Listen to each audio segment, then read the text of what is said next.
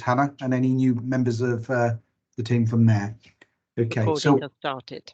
Thank you. Welcome, board. This is the public part of our board meeting today. I'd like to welcome everybody, and I'd like to see hands up of any new members that have joined us. I know David just mentioned Hannah. Hannah, do you want to just do a very quick intro? Yes, sure. Hi everyone, I'm Hannah Cashmore. I'm Assistant Area Lead for the West Midlands area team based in D-Luck, and I'm just here to observe today. So yeah, thank you for having me. Nice to meet you all. Welcome on board, Hannah. Thank you. I don't think there's anybody else that's new. So declarations of interest. Are there any other declarations of interest rather than the normal ones that we have on the matters on the agenda? No? Okay, Surinder, can we go through to the minutes of the public part of our meeting, please? You're going to bring them up.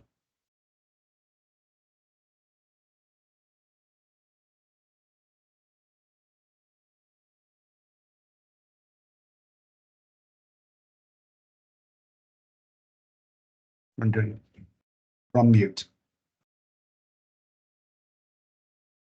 Can you see the notes? Not at the moment. Yet. Okay, just bear with. Sorry. Just bear with. Just bringing them in.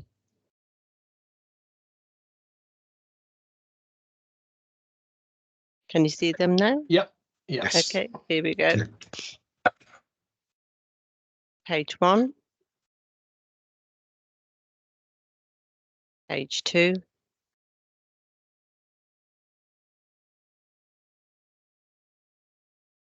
Page 3. And page 4. And the meeting finished at 14:45. Thank you very much, Surinder. So can I just have those as a true reflection of our meeting? Is there, could somebody second that for me, please? No hands to say they're a true reflection? Okay, Carl, thank you very much for that. Thank you.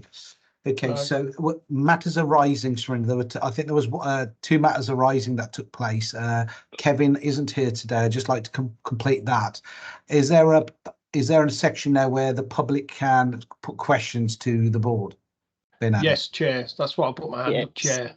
Based on Kevin's suggestion, we've added a comment and a respond and a contact the team link on the site so people can do that now. Thank you very much. And do we, just another question, do we have, when we're sending obviously the invite out to the public and they have access, we would obviously occasionally know who's attending the meeting. Do we have any of that information flowing through? No, Chair. It's because it's not a public meeting where the public can join us and attend. It is an area of the meeting to increase our transparency that we record and share with the public. So obviously through the Towndale website, they can view the meeting, they can see it on YouTube, but it's after the event. It's not a case of join and participate. It's to help with our transparency. So that we're sharing, you know, they can see us, they can feel us, and they can get a better understanding of how the board works. Thank you very much for that, Mark. Okay, so can I hand on to the chair of Bloxwich, Rupert, for an update on Bloxwich? Thank you, Chair. Indeed. Well, the Bloxwich Advisory Board met last Thursday. We're having sort of monthly meetings now, being fully updated on progress on all the projects, and fairly well attended, included by one member who actually said he wasn't going to attend and did attend, so that was very welcome. Huge engagement. We slightly overran the hour and a half allotted to us, which says a lot. The main item on the agenda was the construction skills through regeneration, and we listened to a presentation by an organisation wishing to make a bid into that fund, and that actually really rather dominated the meeting. I don't want to say too much about it because nothing's been agreed, but we engaged with it very fully. We had reports after the presentation very thorough and very good group discussion. The upshot of which is that we voted unanimously that it should be put to the board meeting today. So that is going to be, I don't want to preempt anything, but that is going to be discussed, I understand, at today's meeting. So that was the considerable amount of time spent on that. We then also had an update on the with Power BI presentation project Verto updates, which was brief but good. We looked at some of the Bloxwich projects, Green Bloxwich, for example. A lot of talk had been about King George V, but there was a good update actually today on Bloxwich Park, and it was noted that there'd been good engagement with All Saints School, who are very keen, who are just on the edge of Bloxwich Park on the A34, just as you run out of Bloxwich, and they are keen to engage. Interesting discussions going on there. Same actually, fun enough, at on the educational theme at Leamore Park, where there's been engagement with Blakenhall Primary, who initially didn't, were, as has been the case for quite a long time, concerned about the park and the safety and everything else, and we're very encouraged by the plans that are afoot and keen to engage and use it, so which is really good news. So very good. There's very good sort of educational links with those two projects, so that was encouraging. Joint Bloxwich, Walsall and Bloxwich projects, active travel and community capital program. We had brief updates on that. Actually, I missed out, interestingly, the incubation space planning application has gone in. Hopefully all running, on track, and here we are, beginning of March, and hopefully next January we'll be opening it. The active travel joint project, bus shelters, work going on, all good. Community capital, 3 new applications, 7 now. So progress there, and generally kind of pretty positive. But most of the meeting was actually dealt looking in great detail, really, in the bit into the construction skills through regeneration project, which is going to come up here this afternoon. Chair, that's what I have to say. Thank you very much, Rupert. Any questions for Rupert? Okay, thank you. Carl, can I ask the chair of Walsall Advisory Board to give us an update on Walsall, please? Thank you, Chair. So the advisory board for Walsall met on the 20th of February. We had a few actions from the previous meeting, which is very similar to Rupert's group in the sense that we meet pretty much every month or so, probably 6 weeks at worst. We had a few outstanding actions from the previous meeting, which were closed out, and in part due to the actual presentation of the meeting we were attending, which was things around the Power BI, so the Verto that Rupert mentioned. So this is providing a one-space landing place for everybody to have the visibility in terms of the projects across all of the programme, the Bloxwich and the Walsall stuff. That allows us to identify risk early. It allows us the opportunity for interventions, etc., to mitigate where necessary. But fundamentally, it allows us to collectively understand and see what's going on with the project, but also for the project leads to identify blockers, barriers, and the like early, so that we've got, again, collective responsibility around that to try and advance and support those issues where they arise. We then had a update just around the financial aspects of the programme, and again it was reiterated to the project leads and the lead officers to ensure that, in terms of the budgets and the forecasts, that they are realistic and achievable, that we want to be in a place that we know that we can assure what the outcomes are going to be here, and if there are any concerns or risks, that they are drawn into our attention early so that we can do what's necessary to address the fraudulent. So then we had David Moore kindly was attending the meeting, and he put in a small piece just in regards to a little bit of the joining up element here, because I think, you know, so often we're dealing with one particular initiative or whatever, and there's lots of other things going on around, and sometimes it's what's those relationships and how do they fit in, and, you know, do we push harder on this area or softer on that to make sure that we get the best outcome collectively. So he gave us a little bit of an oversight in terms of what was going on with the connected gateway and some of the interfacing on that in terms of the public realm spaces and sort of the bigger sort of combined authority sort of approach to some of these pieces, so that there is an understanding that there is a master plan in all this and how this fits together and how these elements not only serve themselves and not only the communities in which they're facing, but fundamentally how they then support and interface with other elements. So I think generally that was well received, and it gave us all a little bit of a bigger picture and a bigger scope. So that's useful. So thank you, David, for that. On the project side of things, I'm conscious of time, so forgive me. I'm trying to rattle through as I can. So on the active public spaces, again, as mentioned, a little bit of time with some of the stuff on the connected gateway there, with some big aspirational stuff in there, which is very, very exciting. But tied to that, we've got things around like the bridge piece and stuff around the design restraints on that in terms of proximity. So there's been a little bit of remapping on that on the design, and just to go through the compliance and just go through the right checks and balances to make sure that what's coming out and what's going to be done is in the right order and is accessible for all parameters, in terms of not just for people, but in terms of the existing businesses and everything else. There's a lot of viewpoints in these sort of type projects where we've got to make sure that we do the rounds and have the right engagement from communities and businesses and what have you, to make sure it's fit for all. It's not a case of just, you know, for one particular path.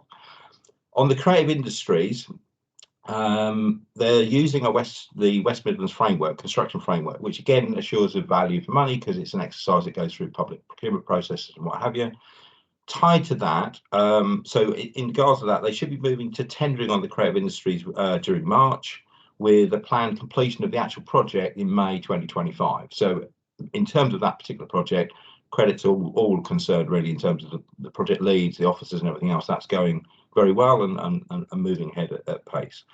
The adult learning, that's been officially opened as the link, and again I think there's been some publicity and what have you around that, so I won't dwell on that too much, but again another success in terms of something that's been delivered. Construction Skills Academy, we've got from what the college and James and Deb have telling me, that's a really good success. We've got people, you know, students in the building, very, very positive. Demand has been overwhelming in terms of kind of what has been offered, etc. So again, really, really positive. And I think there's again some media piece and some exercise that's going to be done, a bit more presentation around that and the offering in due course.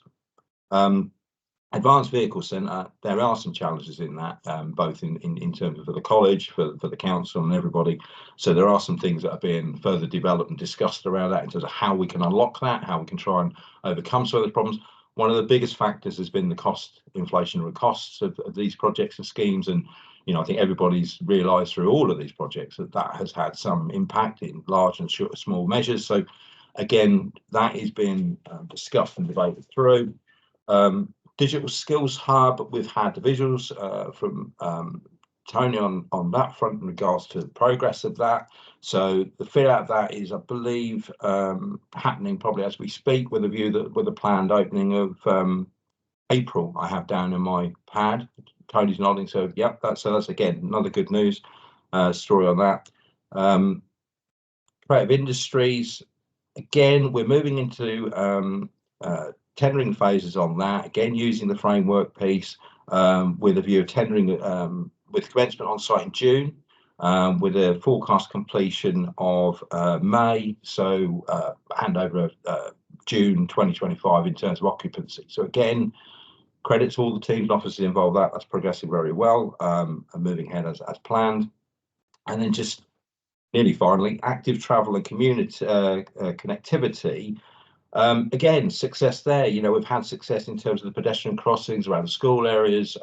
This was specific areas whereby There was upgrade to cycle elements, pedestrian crossings, high traffic areas, high risk areas for school children, and the public. Again, well received by the residents. A positive injection in the community, and one that's been well received. Canals, James wasn't at the meeting, but again, that's progressed well. A lot of the footpath areas have been done. They've had the ability to extend with a bit of outreach on the funding side, so they've done a little bit more than what was originally planned, which is good news. And I think they've just got a few areas left off to surface dress that may have been done now, which was weather dependent. So again, a few restrictions from nature, but other than that, that's it. And really, finally, as a close on the community capital, 2 projects have been approved and have been funding is proceeding, and the progress of those projects is moving ahead. There has been, in fairness, probably a little bit of shall we say, we've had a number of applications that haven't met the criteria, and they've sadly not been able to be progressed. There is going to be a little bit of a re-engagement on that front to encourage more organisations and groups, particularly in areas where we're not hearing a lot of noise in terms of opportunities that they could engage and connect with us. So it's going to be a little bit more work around that to try and promote that. And I find I just took a little bit of intervention to look at what we were sending out to these organisations to see how potentially how overwhelming it was and what have you. And there's a fair bit in that, in fairness, but I think in terms of what the criteria and what's got to be done, it's perfectly acceptable. It's just the fact, again, it's if you're not in that space, it's probably a little bit overwhelming. And again, I know Helen and the team are doing a lot of efforts to try and support and work with those community groups to support them in those sort of things. But these are the things that the hoops that we have to jump through. Chair, I think that just about rounds it up. Apologies for taking so long. Well, thank you for feedback and updates. Any questions for Carl? Thank you. Natasha, can I move on to marketing and communication? I know Robert's not here. Maybe we'll pick it up in our second part of our meeting around comms as a plan. Okay, but if you want to give us an update at this current moment in time for the public meeting. Robert's here, so I don't know if he wants to feedback rather than hear from me. Yeah, I am. Thanks, Natasha. Natasha and I met again earlier this week. I mean, from my perspective, the transparency and visibility into the programs and the outreach into the community continues to grow. Just personally, I'm seeing a lot more social media interactions around a lot of the great efforts that are happening in the borough, and the plan is really coming together. The next stage of this is for Natasha and I to review the deeper dive kind of program level town board deal activities and ensure that they're lining up with the delivery plans as some of these larger projects start to come to fruition. At the moment, it's quite short range and tactical and responsive, and we want to make sure that we've got the right cadence of communication as these programs deliver. But I think there's been just really strong work from the team, especially in the last kind of 6 months. You've seen a real step change in the amount of content that's going out there and engagement as well. So long may that continue. And that's probably all I've got to say on that one, Chair. Thank you, Robert. Natasha, do you want to just add anything to that? But first of all, a very big thank you to Robert and yourself. Yeah, just thanks to Robert for his time. Obviously, it's been really helpful meeting regularly to discuss ideas and things. Probably not got anything else to add for the public session, really, but I do have some slides for the next part of the meeting. Thank you very much, and we'll stop the recording and then close the public part of our meeting and then move forward to our private meeting. Bear with me. Yeah. Stopped.